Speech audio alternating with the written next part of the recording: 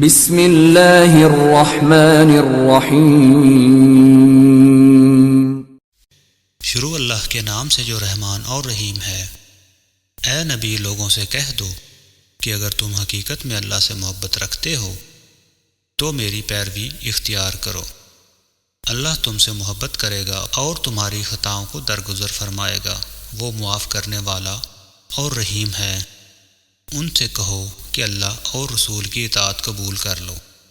پھر اگر وہ تمہاری یہ دعوت قبول نہ کریں تو یقیناً یہ ممکن نہیں ہے کہ اللہ ایسے لوگوں سے محبت کرے جو اس کی اور اس کے رسول کی اطاعت سے انکار کرتے ہوں۔ اللہ نے آدم اور نوح اور آل ابراہیم اور آل عمران کو تمام دنیا والوں پر ترجیح دے کر اپنی رسالت کے لیے منتخب کیا تھا۔